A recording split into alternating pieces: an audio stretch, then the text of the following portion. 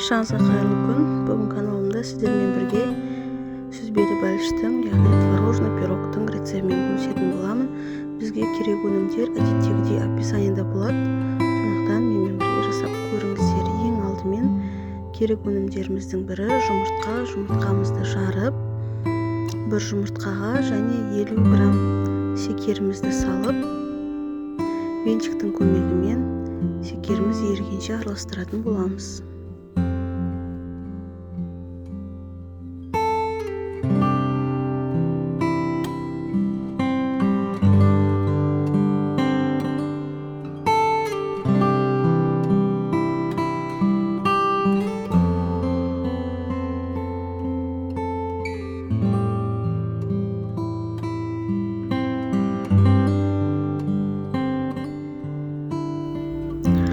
Одан кейін кезек менде 82%-дық 130 грамм сары майымызды салып, оны да венчиктің көмегімен толықтай ерігенше араластырып алатын боламыз.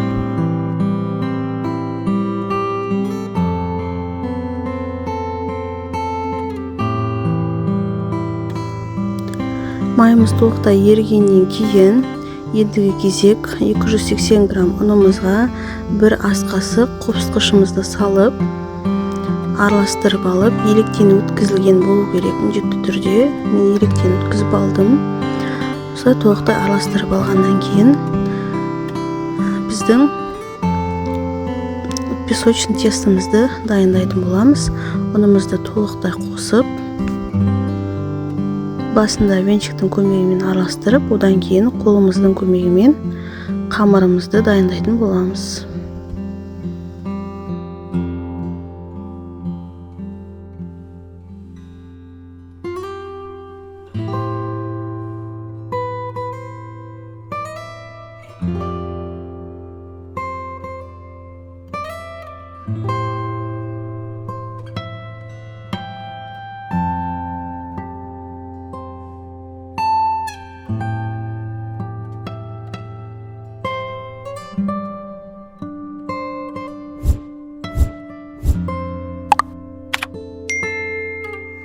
Міне бізде осындай жұмсақ песочный тесто дайын болды. Енді оны пакетімізге салып қоя тұрамыз.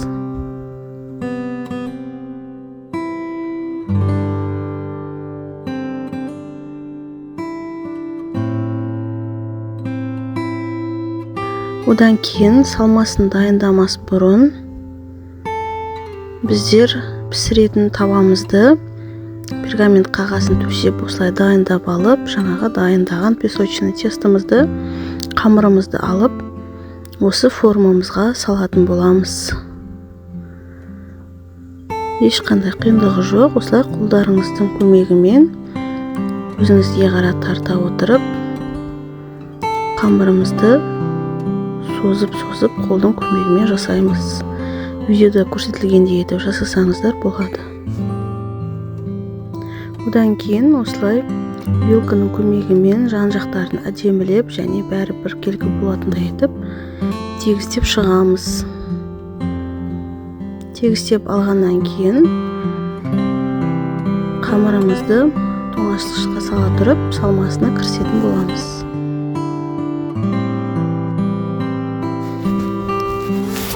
Енді салмасына кірісетін боламыз. Бізге 400 грамм творог керек және 50 грамм қаймақ және бір жұмыртқа керек. Солардың бәрін араластыра отырып, біркелкі болғанша венчиктің көмегімен араластырып аламыз. Сонда біздің салмамыз дайын болады. 200 градус температурада менің пешімде 30-35 минут көлемінде піседі. Әркімнің пеші әртүрлі, сондықтан өздеріңіздің пештеріңізге қарай пісіріп аласыздар.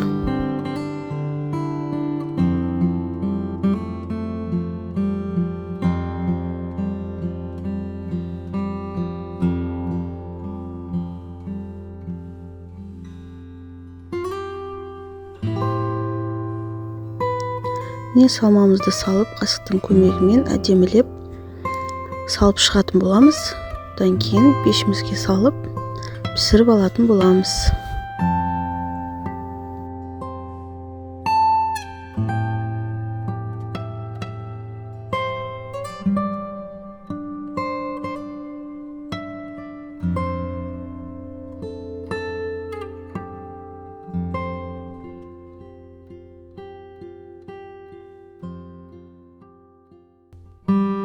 Мінекей қыздар, біздің пирогымыз толықтай пісті.